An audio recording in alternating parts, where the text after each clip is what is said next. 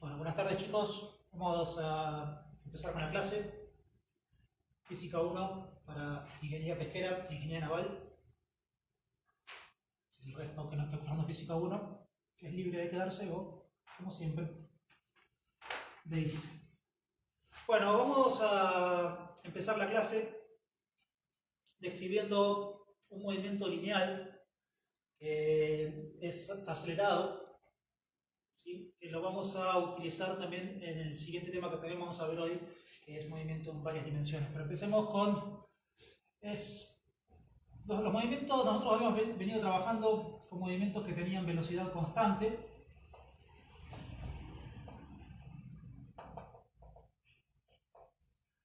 Y habíamos calculado velocidad media, el concepto de velocidad instantánea. Cuando la velocidad instantánea no era la misma a lo largo del tiempo, decíamos que el movimiento tenía velocidad variable o no constante y por lo tanto que tenía aceleración.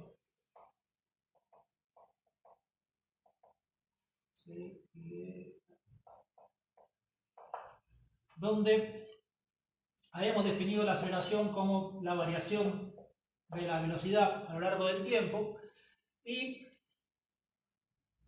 habíamos visto que, bueno, en general la aceleración tampoco es constante en la mayoría de los movimientos naturales que existen, o sea, la aceleración también es variable, pero nosotros nos habíamos limitado a estudiar los movimientos que tienen aceleración constante, o sea que este cambio permanece a lo largo del tiempo.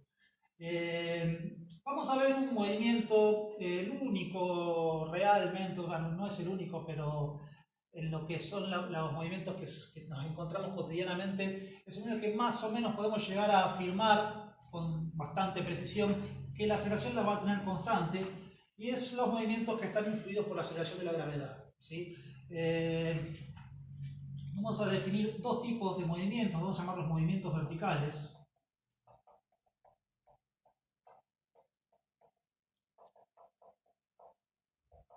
Donde vamos a definir dos movimientos importantes dentro de lo mismo.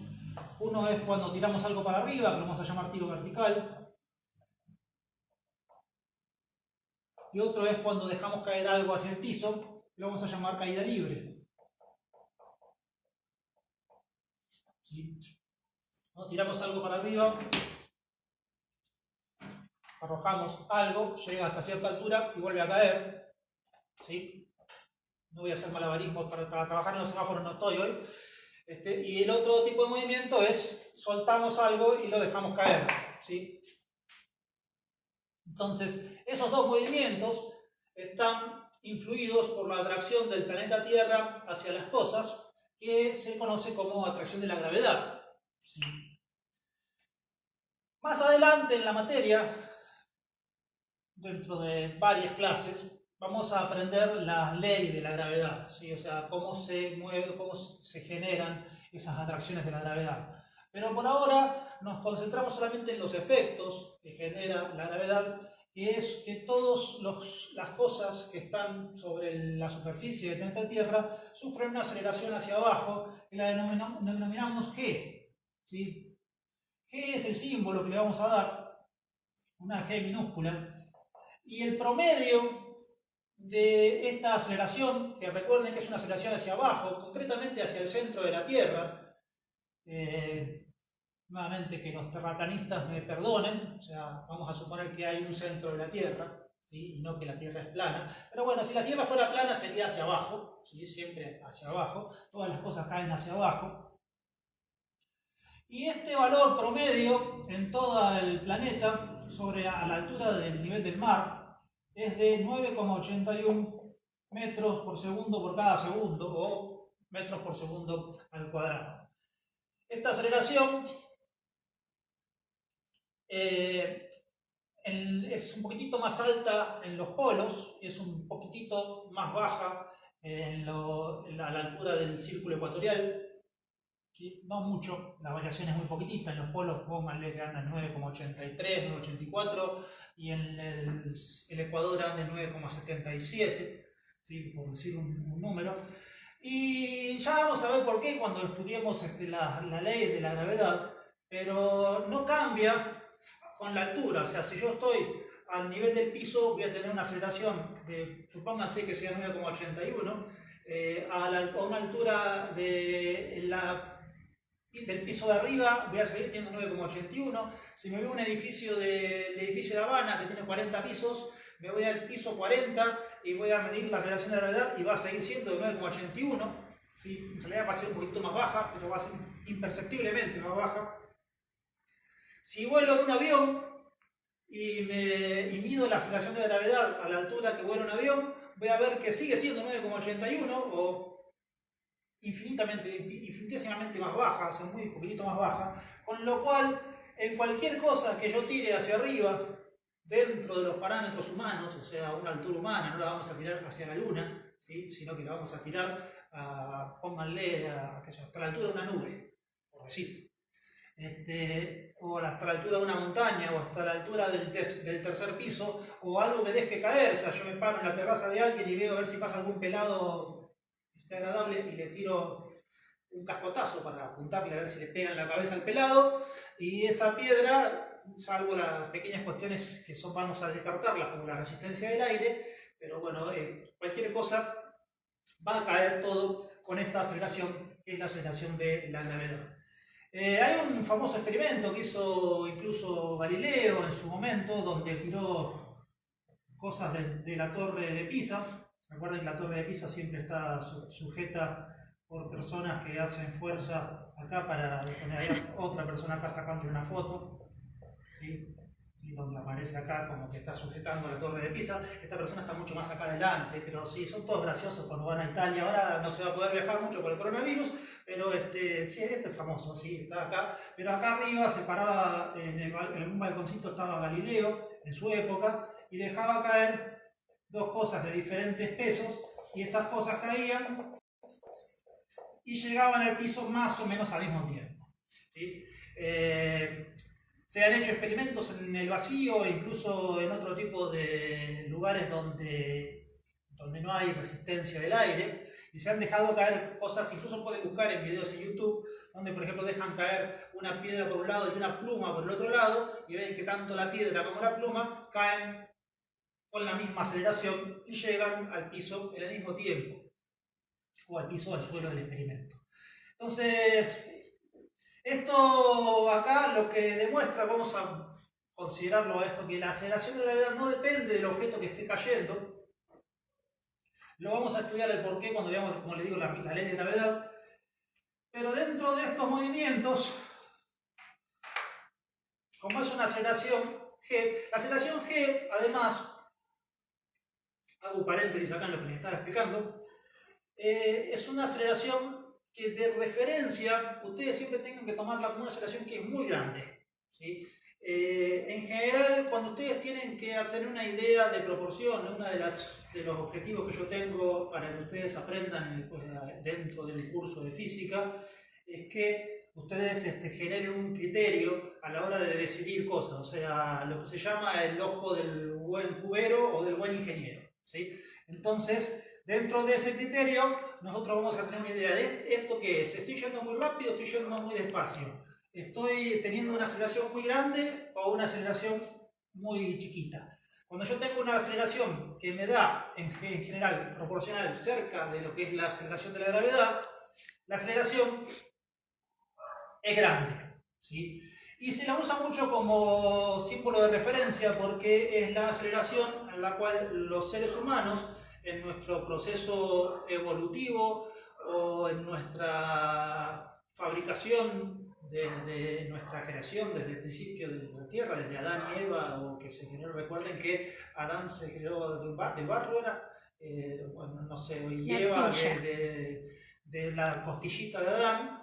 Y después de ahí se fue fabricando todo para que funcione. Todo funciona en nuestro cuerpo humano sabiendo que la aceleración en la cual estamos parados es de este valor. Entonces todo nuestro cuerpo funciona en función de eso. O sea, nuestro aparato digestivo sabe que la comida tiene que caer desde arriba donde la comemos hasta la parte de atrás, de nuestro cuerpo, siguiendo todo un circuito donde se supone que todas las cosas van a ir cayendo, por lo tanto lo que va a caer no necesita ayuda, porque ya está generando una provocación de que va a caer, y si algo tiene que subir sí necesita ayuda. O sea, por ejemplo, si el corazón tiene que enviarnos sangre al cerebro, necesita que la sangre llegue, y para eso la va a bombear, y dentro del bombeo que hace el corazón, que hace los latidos de esos bombeos que hace el corazón, tiene que, cuando la sangre va para arriba, pasa libremente porque se abre una valvulita que hay en las venas que permite pasar, pero cuando se deja de bombear, estas valvulitas se cierran y si la sangre intenta volver para atrás, no vuelve porque está preparada para eso.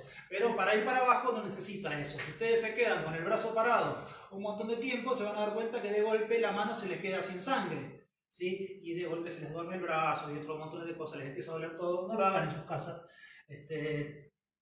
Pero todo eso es porque nuestro cuerpo y todas nuestras cosas están preparadas para trabajar sin que nos demos cuenta con esta aceleración que es la aceleración de la gravedad. La aceleración de la gravedad es una aceleración, como dijimos, constante y por lo tanto todos los movimientos que estén influidos por esta aceleración, nosotros vamos a ver dos tipos como mínimo, siendo una línea recta, un tiro vertical, una caída libre, van a seguir las ecuaciones que ya estudiamos respecto de los movimientos que tienen aceleración constante.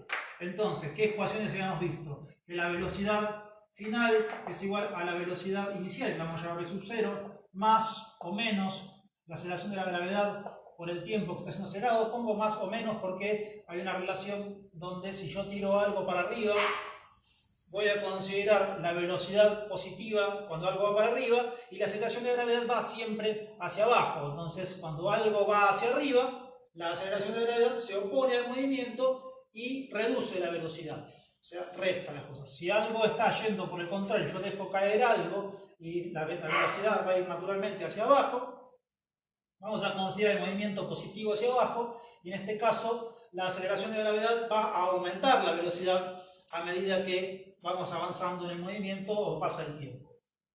Y la otra ecuación que conocemos es que la posición, vamos a ponerle acá la altura, va a depender de la posición inicial, que generalmente se considera 0, no siempre, pero bueno, generalmente se considera 0, más una velocidad inicial por el delta t, y acá también más o menos una aceleración, siempre en medio, por el delta t al cuadrado. Vamos a poner esto en limpio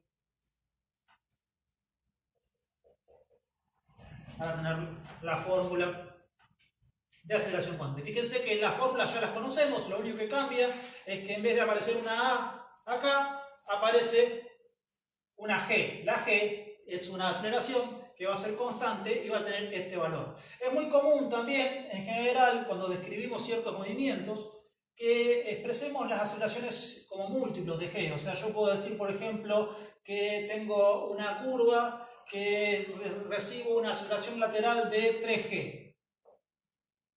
¿Sí? Esto no tiene nada que ver con la tecnología de los celulares, sino que es 3 veces la aceleración de la gravedad. O sea, esto se traduce a 3 por 9,81 metros por segundo al cuadrado. ¿Sí? Entonces, esta es una manera muy común de hablar de cantidades de aceleraciones.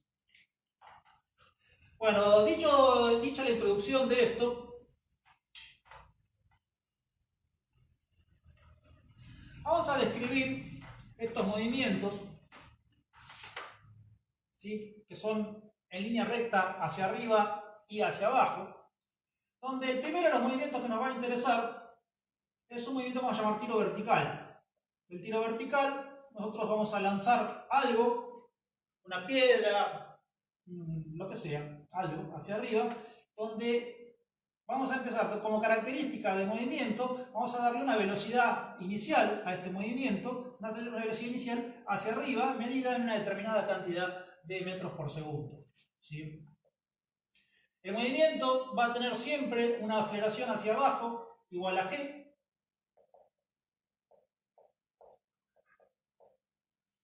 ¿Sí? Donde si consideramos esta velocidad como positiva, podemos ponerle acá un signo menos.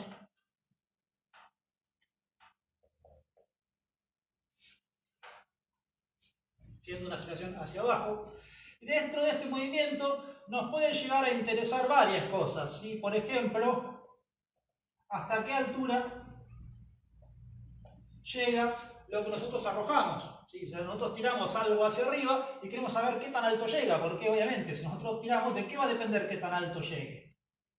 ¿Sí? Obviamente va a depender de con qué velocidad lanzamos las cosas inicialmente. O sea, si nosotros lo tiramos con una velocidad cero, o sea, no alcanza velocidad, no va a alcanzar altura, y si lo tiramos con velocidades cada vez más altas, la altura que vayamos alcanzando va a ser cada vez más alta. En todo este recorrido, la aceleración va a ser constante, ¿sí? Porque la altura, por más que tiremos esto con las fuerzas humanas, ¿sí? Nunca va a ser tan alta como para notar una variación perceptible en lo que es el valor de la aceleración o de la magnitud de esta aceleración debido a la gravedad.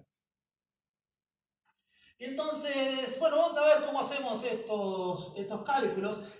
Antes de hacer el cálculo de la altura, les comento que obviamente esto va a llegar hasta determinada altura.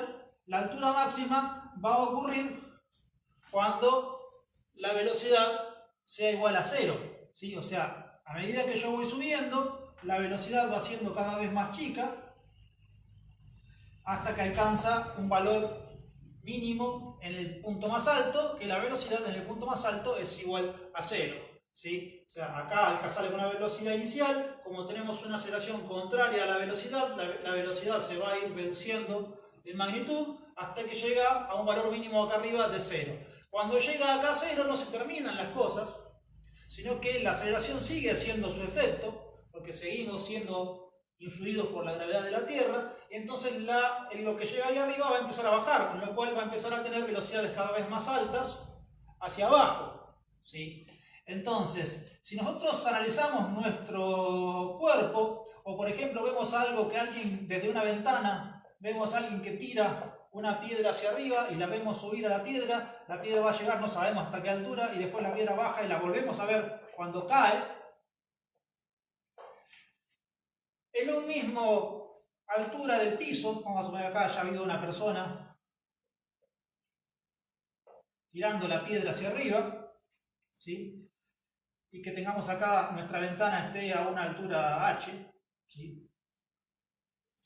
En el mismo punto, a la misma altura que la piedra, vamos a ver que a la subida vamos a tener una velocidad v de subida y hacia abajo vamos a tener una velocidad menos v, donde el módulo de v es igual tanto en la subida como en la bajada, ¿sí? O sea, la velocidad o la rapidez relativa que va a tener lo que esté subiendo va a tener la misma magnitud a la misma altura. ¿Qué quiere decir esto? Que lo que cae acá abajo va a tener la misma altura con la que yo la tiré hacia arriba, ¿sí? O sea, si yo tiro algo hacia arriba, una piedra, llega hasta una altura máxima donde la velocidad va a ser 0, la velocidad va a empezar a ir hacia abajo, acá justo antes va a tener una velocidad hacia arriba, acá va a tener justo una velocidad hacia abajo, donde los módulos de las velocidades en el mismo punto son iguales.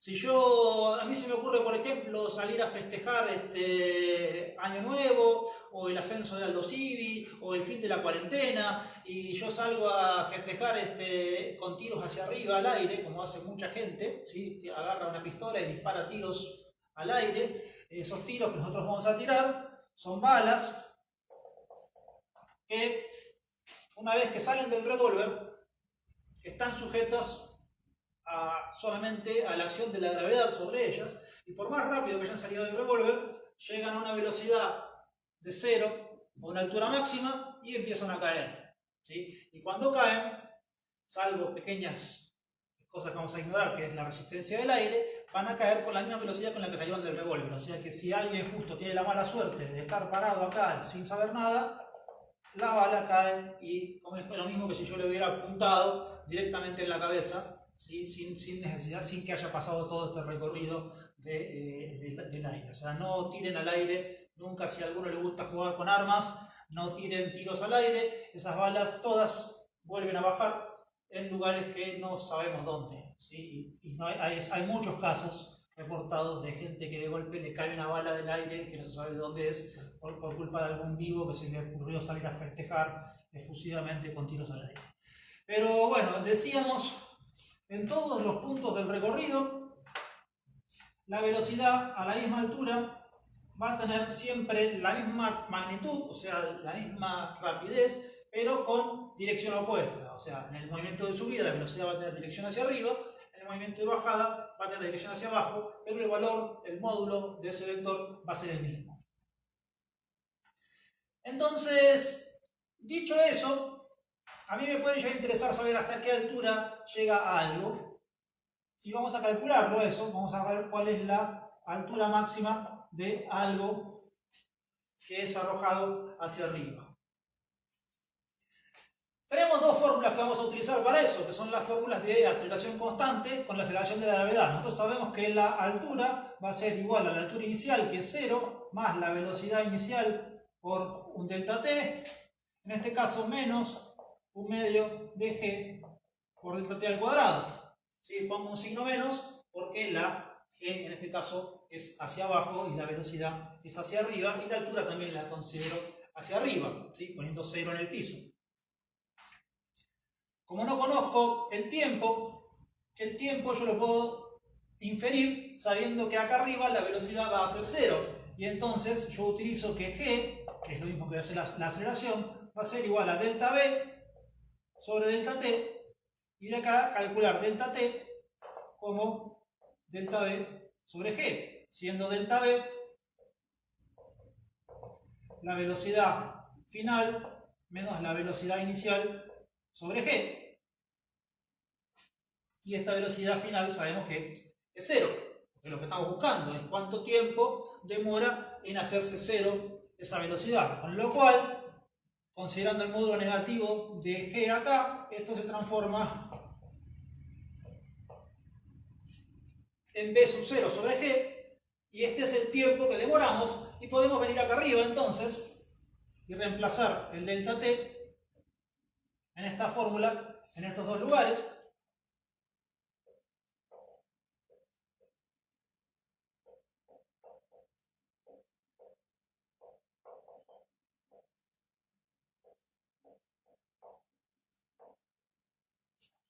De esta forma, ¿sí? Haciendo cálculos b sub 0 por b sub 0, b sub 0 al cuadrado sobre g, y esto es un medio, este g junto con esto es b sub 0 al cuadrado sobre g cuadrado, con lo cual se me cancela uno de los g, y acá me queda esto, ¿sí? Reemplazando el cuadradito que no está acá abajo, y esto queda, sacando factor común, b sub 0 al cuadrado sobre g por 1 menos un medio, me queda, ¿sí? O pasando en limpio la fórmula, la altura máxima es igual a b sub 0 al cuadrado sobre 2g, que es una de las primeras fórmulas que podemos encontrar. Entonces tenemos esto acá. Esta es la altura máxima que alcanza algo tirado hacia arriba con una velocidad de b sub 0. Bueno, podemos llegar a deducir un montón de fórmulas respecto a esto. Yo les recomiendo, para no trabajar y perder mucho tiempo haciendo deducciones algebraicas que no llevan a nada, sí, las fórmulas después las vamos a utilizar. Péguenle una miradita al tema en el material de los libros que yo les pasé en PDF en el grupo. Vamos a ver el otro movimiento, que es el movimiento hacia abajo, y después pasamos al siguiente tema, que es un tema que si no nos va a alcanzar el tiempo para ver algo interesante después. Así que borramos acá.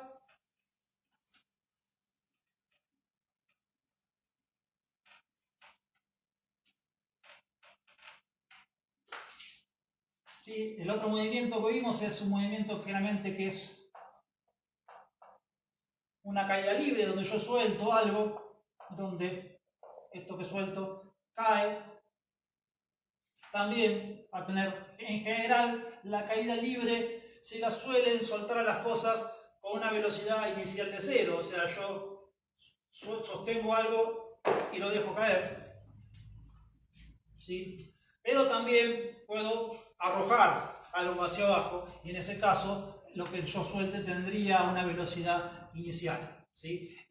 Lo que nos interesa más que nada, cualquiera de los dos casos es lo mismo, pero vamos a poner acá una velocidad inicial que puede ser en la mayoría de los casos 0 y siempre vamos a tener acá una aceleración de la gravedad hacia abajo y vamos a llegar hasta un piso. En general la altura o la distancia la vamos a medir desde 0 en esta posición, donde yo voy a tener una altura o una profundidad, en este caso hacia abajo positiva.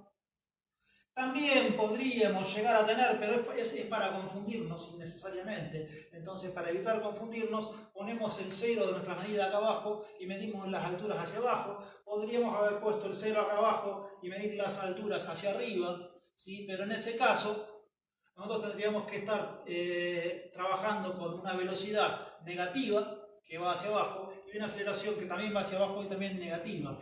Y en general, el cerebro humano tiene dificultades naturales para entender y trabajar con los signos negativos, por lo tanto vamos a evitarlos y vamos a dar vuelta a nuestro sistema de referencia de acuerdo a nuestra conveniencia, ¿sí? No hay nadie que nos diga que tiene que ser positivo hacia arriba y negativo hacia abajo, sino que esto lo decidimos nosotros de acuerdo a lo que nos convenga. Nos conviene poner el 0 arriba y sumar todo positivo hacia abajo. En este caso, nuestra distancia va a seguir la misma fórmula que vimos recién, o sea, la altura va a ser igual a la velocidad inicial por el delta t más un medio de g por delta t al cuadrado, ¿sí?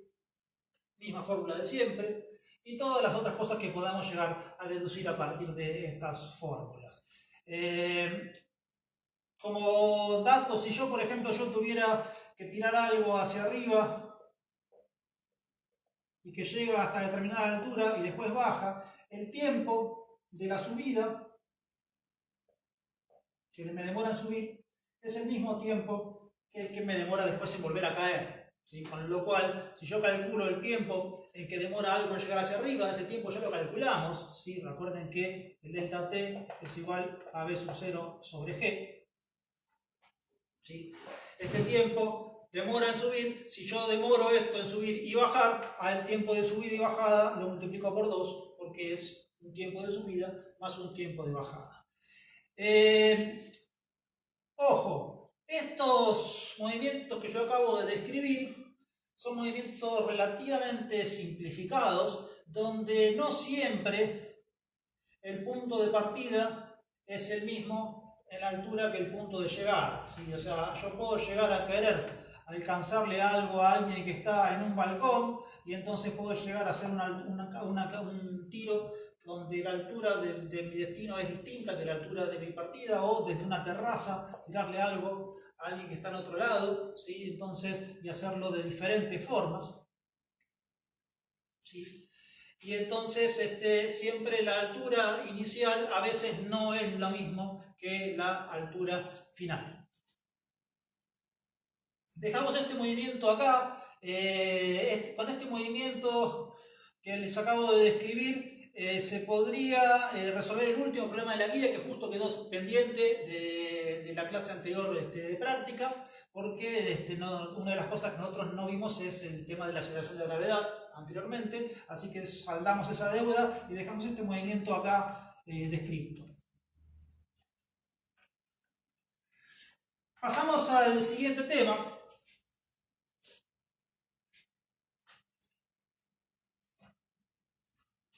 que es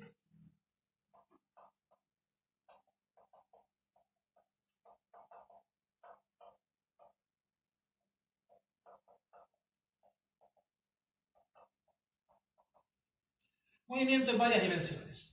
O sea, todos los movimientos y los conceptos que veníamos aprendiendo nosotros hasta ahora eran movimientos en los cuales nos movíamos dentro de una trayectoria que más o menos podíamos describir como una línea recta. Entonces nosotros habíamos descrito movimientos como un desplazamiento, ¿sí? O sea, la distancia que recorríamos desde un punto hasta otro, simplemente siguiendo un caminito lineal del cual no nos podíamos desviar, ¿sí? Entonces lo único que nos importaba era desde el punto de partida hasta dónde llegamos, la distancia que caminamos o recorremos, la rapidez con la que hacemos esa distancia, ¿sí? o una distancia en particular que la veíamos a la velocidad. Entonces esa velocidad también era un cambio o un cambio de posición en función del tiempo que nos demoraba hacer ese cambio de posición.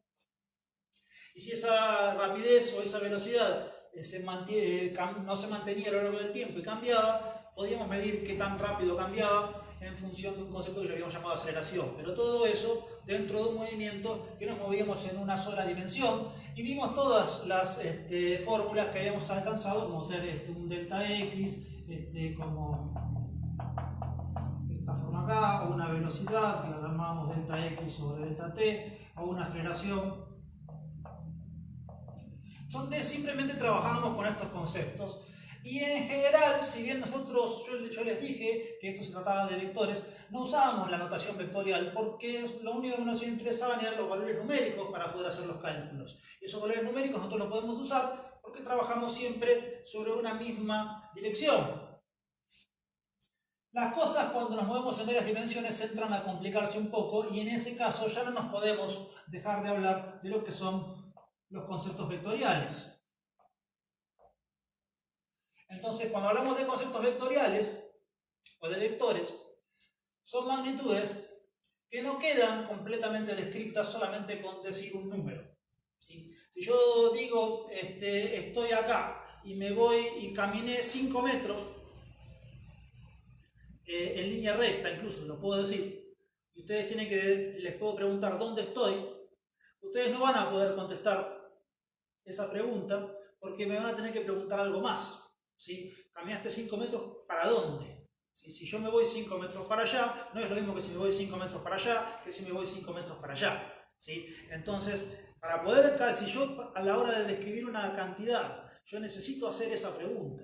¿Sí? O sea, no me alcanza con dar la información de decir caminé 5 metros, o voy yendo, o puedo decir caminé a 5 metros por segundo durante 2 horas. ¿Dónde estoy?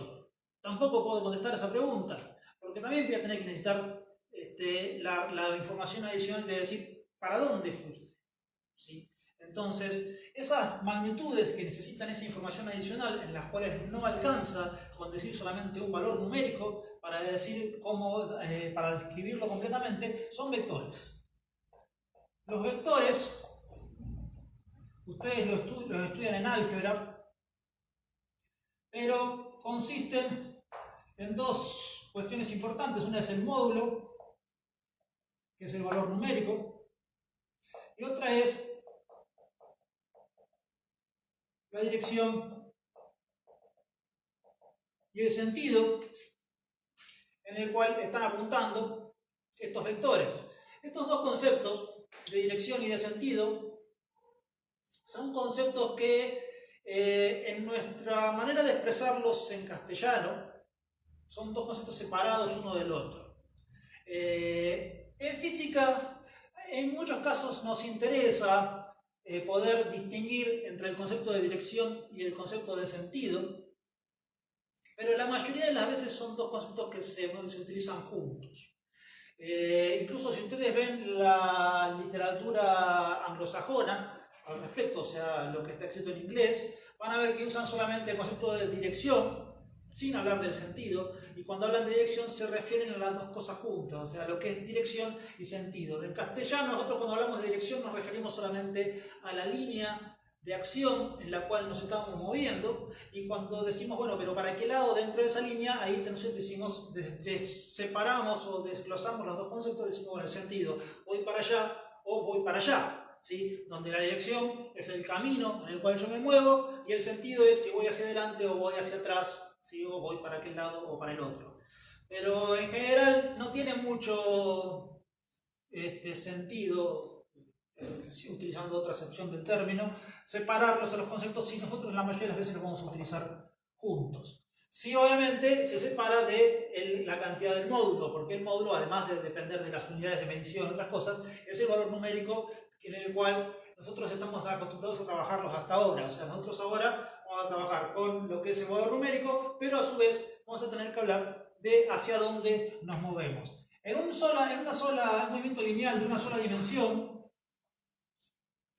hasta ahora nosotros teníamos un punto de referencia y determinábamos que un sentido positivo iba para allá y un sentido negativo iba para allá, y si nosotros nos movíamos desde acá hasta esta otra posición, nos alcanzaba, porque supóngase que nos movíamos desde la posición 0 hasta la posición 3, decir que delta x es igual a más 3. ¿Sí? Más 3 metros, vamos a poner. Pero, teniendo en cuenta que estos son vectores, este movimiento en realidad es un movimiento que se representa por una flecha. ¿Sí? No necesariamente tiene que estar a escala, pero la flecha de alguna forma nos está representando este concepto adicional que es la dirección y el sentido en el cual nos estamos moviendo, donde el valor numérico va a ser lo que nosotros conocemos como módulo y la dirección o la línea que indica la flecha es la dirección y el sentido en el cual nos estamos moviendo. ¿Sí? Si nosotros hubiéramos movido 3, pero en la otra dirección posible, la flecha habría ido para el otro lado, ¿sí? Y en este caso, nosotros podríamos haber dicho que delta x es igual a menos 3 metros, sin usar ningún vector. Cuando trabajamos con una sola dimensión, es decir, 3 o menos 3, o más 3 o menos 3, es la manera que nos alcanza para ya tener resuelta toda la información que tenemos. O sea, más 3 quiere decir que partimos de acá y nos fuimos en el sentido que de antemano habíamos dicho que era positivo. Y si decimos menos 3, quiere decir que nos movimos 3 unidades en el sentido que de antemano habíamos dicho que era negativo. Pero podríamos haber escrito esto diciendo que me muevo en aquella dirección, o en la dirección, en aquel sentido, o en aquel otro sentido. Y decir que nuestro módulo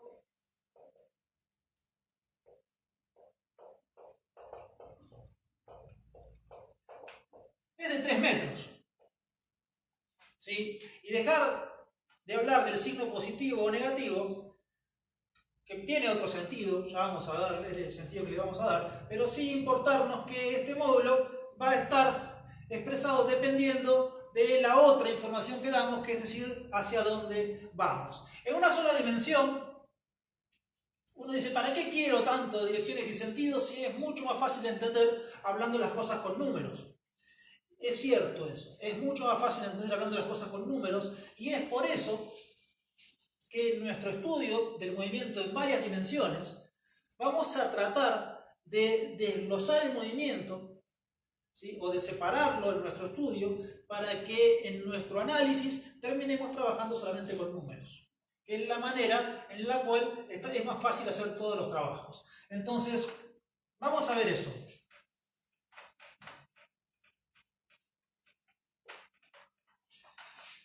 Vamos a trabajar en 2 dimensiones. Todo lo que se vea en 2 dimensiones es muy fácil después llevarlo a 3 dimensiones. ¿Sí?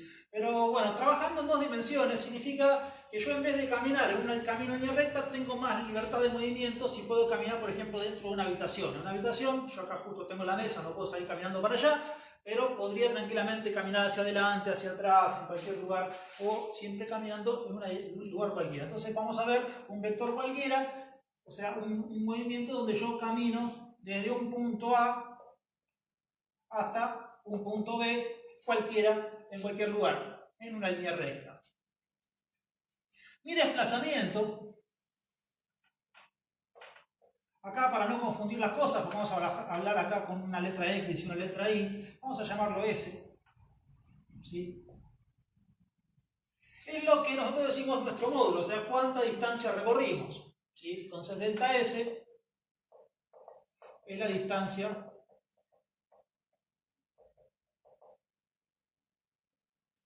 recorrida.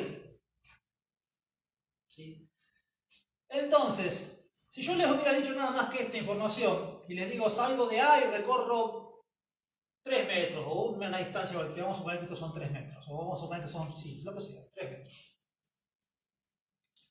Ustedes no pueden decir dónde estoy porque podría haber ido 3 metros para allá y estar en un punto B distinto, o ir 3 metros para acá y estar en un punto B diferente, ¿sí? O ir 3 metros para acá y estar en un punto B completamente distinto.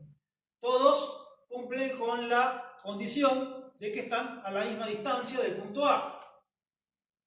Pero el resultado del camino es distinto porque yo dependo de otra información que tengo que decirles, que es hacia dónde fui caminando. ¿Sí? O sea, cuál es la dirección que tomé yo para poder caminar y dónde caminé esos 3 metros y llegué a ese punto.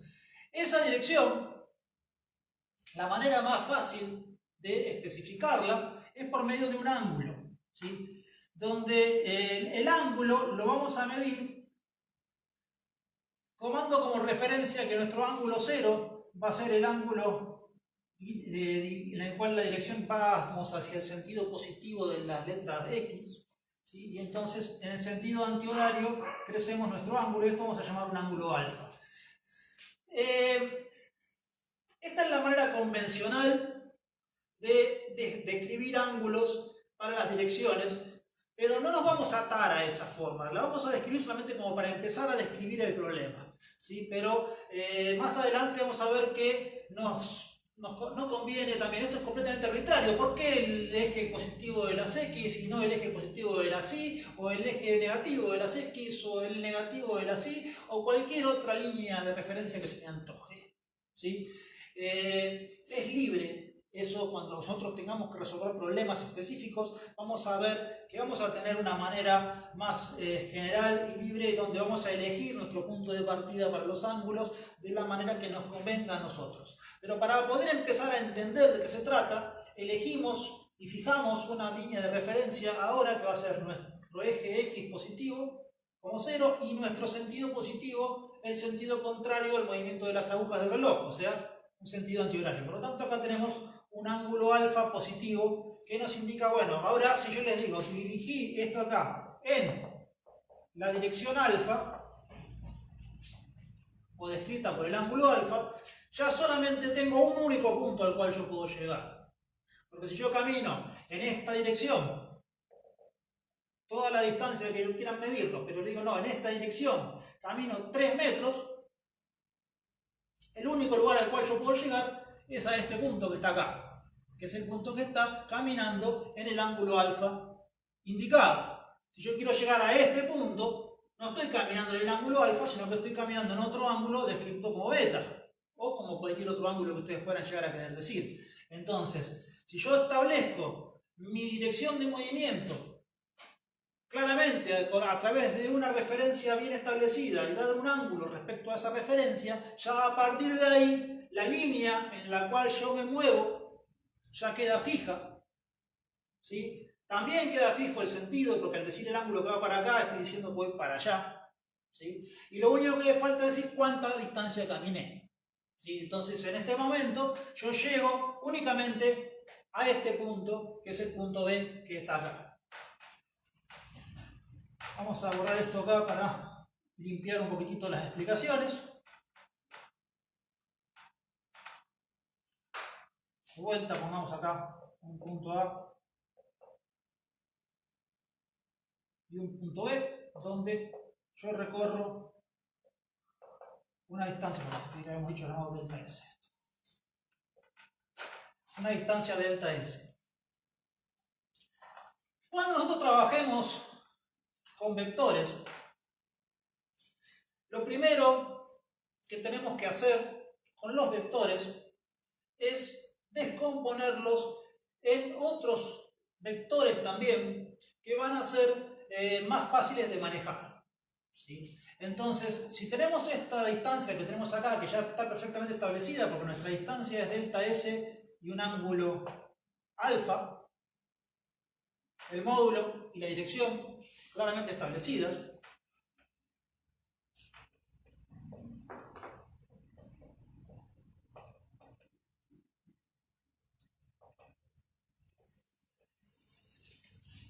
con estos dos valores.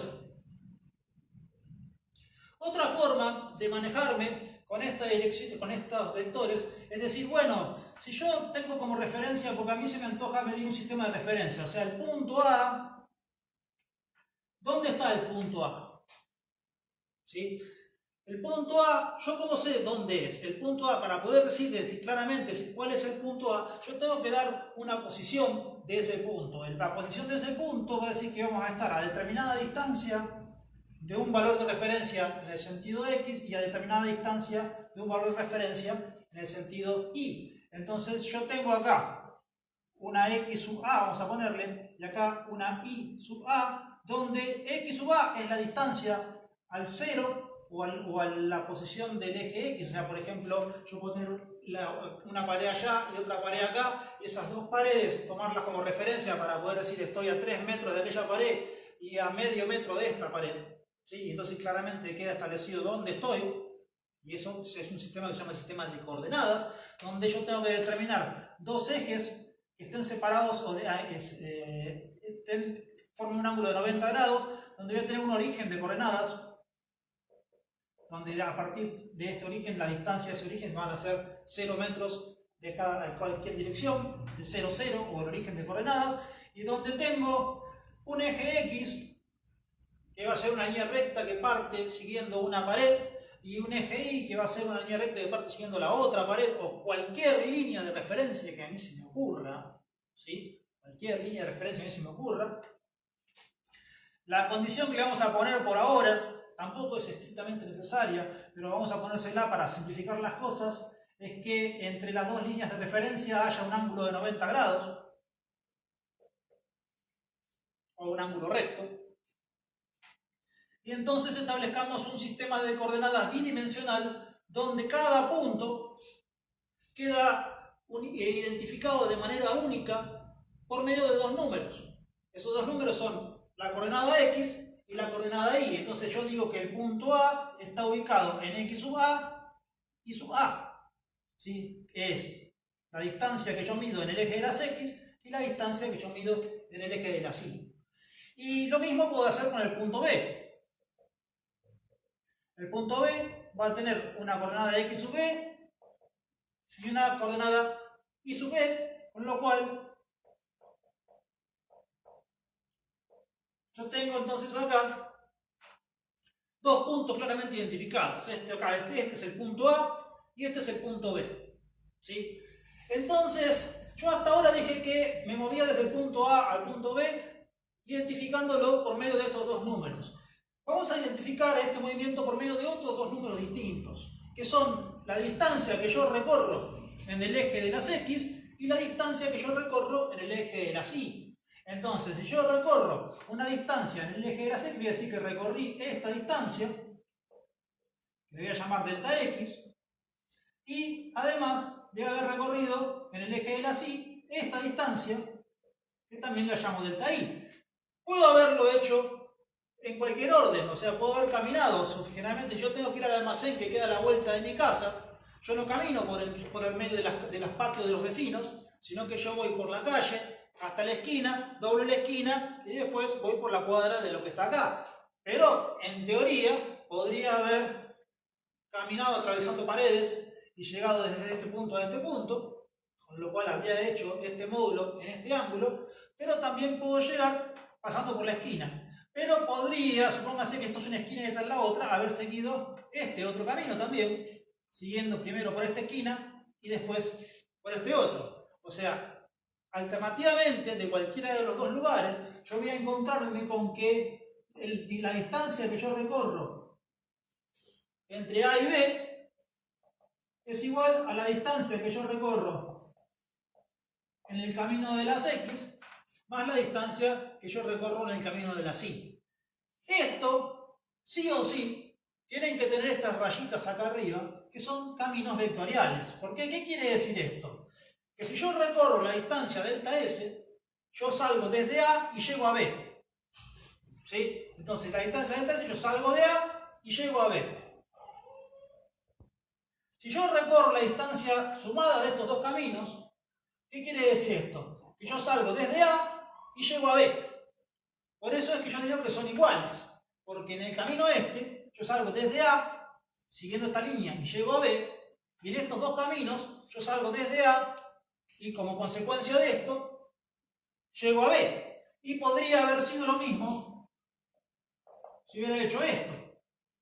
O sea, Al margen de que yo haya caminado por esta línea, salgo desde A y llego a B, o salgo desde A y llego a B. ¿Sí? Entonces, esta manera de escribir estos dos caminos es la descomposición de este camino en dos subcaminos que se llaman componentes. ¿Sí? Vamos medio corto con el tiempo. Vamos a tratar de darle un cierre a esto. Entonces, mi camino, que es el que vamos a seguir nosotros, o sea, el movimiento, vamos a ver, va a ser un movimiento que va desde A hasta B, pasando por los patios de los vecinos, ¿sí? Porque es el camino que realmente termina siendo el resultado de nuestro camino, que es nuestro vector, que tiene un módulo, que es la distancia que hay, pasando por los patios de los vecinos desde A hasta B, en este ángulo. Pero para analizarlos a estos movimientos y para poder describirlos, vamos a decir que como si el camino hubiera sido caminos siguiendo las calles o las veredas o las líneas paralelas a los ejes, que son lo que nos importa. Entonces vamos a tener dos caminos separados e independientes donde vamos a separarnos tanta distancia recorrida en el eje de las X y tanta distancia recorrida en el eje de las Y, ¿sí? Entonces, si vamos a la notación vectorial, a este camino lo vamos a llamar al vector B, que va a ser igual a la componente seguida del camino en el vector del camino de las X y la componente del vector en el camino de las Y. ¿Sí? Entonces, nuestra notación va a ser el vector B tiene sus dos componentes, B sub X y B sub Y, siendo B sub X la distancia o la componente del vector en el camino del sentido de las X y B sub Y la distancia del vector en el sentido de las Y. ¿Cómo llego yo a estos valores? Esta es la parte que ustedes más van a odiar de toda la materia a lo largo del año. Así que vamos a tratar de ser bastante meticulosos a la hora de escribir. Dijimos, yo tengo A y B, y que yo sigo mi camino B, donde tenemos acá nuestras direcciones en X y en Y, y donde tenemos acá un ángulo alfa.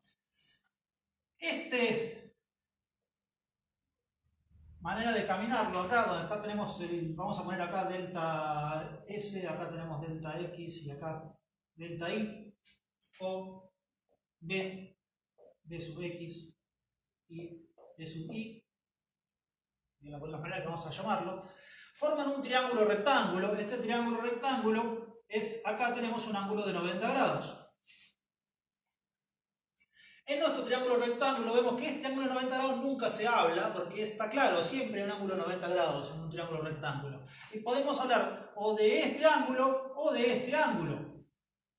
Vamos a llamarlo beta este ángulo. Que son los otros dos ángulos de mi triángulo. ¿Sí? Cuando yo tengo un triángulo cualquiera y tengo un ángulo en el cual a mí me importa, en un triángulo a la línea que está en diagonal, que es la más larga de todas las líneas que están en el triángulo, se llama hipotenusa.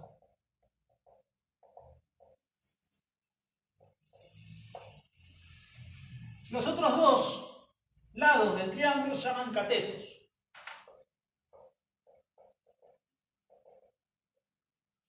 ¿Sí?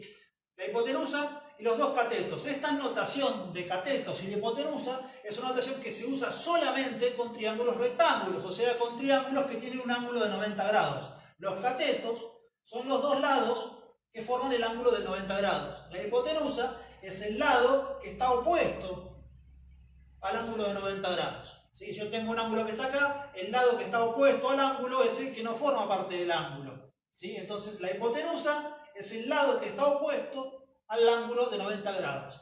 Y después tengo otros dos ángulos, este ángulo y este ángulo, que no son de 90 grados. ¿Por qué? Porque en un triángulo, ¿sí?, todos los ángulos suman como máximo suman en total 180, exactamente 180 grados, por lo cual si este ángulo es de 90, estos dos suman 90 entre los dos, y son dos ángulos menores a 90. En este caso son dos ángulos agudos, ¿sí? Los agudos son ángulos menores a 90 grados.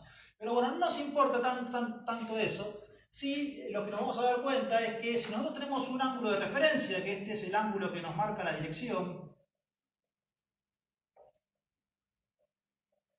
y sentido del movimiento que describimos recién, vamos a tener dos catetos característicos. Uno es el que no forma parte del ángulo. Este es el que llamamos cateto opuesto. Y el que forma parte del ángulo, ¿sí? Fíjense que el ángulo está acá y está tocando a este cateto acá, este cateto se llama cateto adyacente.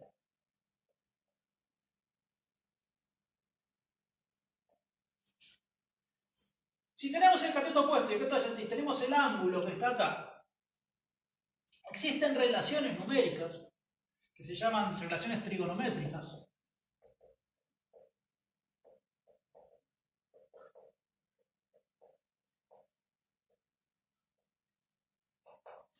¿Sí? Donde de un ángulo en particular yo voy a encontrar un número en función de una división de dos longitudes. ¿Sí? Para el ángulo alfa yo tengo tres relaciones trigonométricas importantes, que son el seno del ángulo alfa, el coseno del ángulo alfa y la tangente del ángulo alfa. Tengo tres más que no son tan importantes, que no se usan nunca, pero bueno, que existen también. Pero estas tres son las más importantes.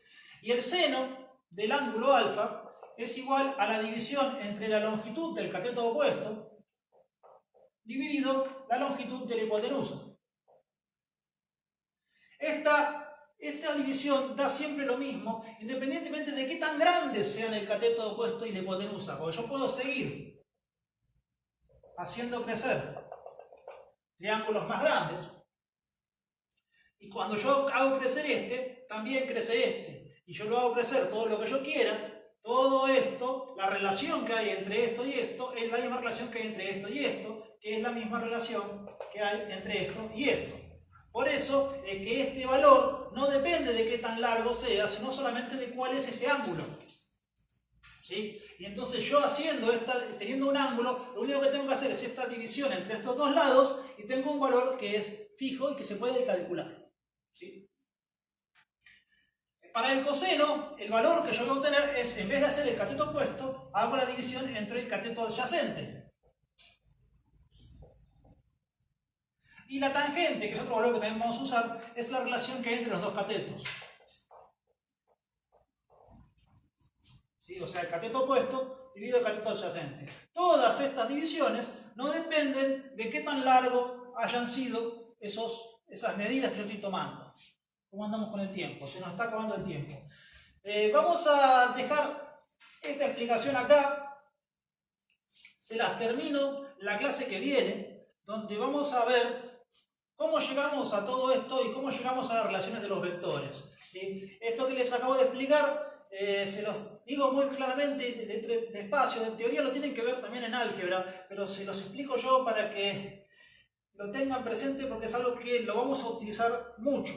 ¿Sí? Y entonces lo tienen que tener bien grabado en su cabeza y usarlo ya sin pensar. O sea, esto acá que les estoy diciendo de una manera detallada es algo que les tiene que quedar incorporado en sus cabezas para usarlos automáticamente sin necesidad de acordarse de nada de memoria. Así ya les sale solo. Sí, por eso vamos a ver qué cosas vamos a aprender a identificar nosotros para poder hablar de esto. Generalmente 8 segundos. Por eso. Cerramos el tema acá. La clase que viene terminamos con este tema. Les voy a pasar una guía ahora de ejercicio por el grupo de WhatsApp. Nos vemos el lunes. Chao, chicos.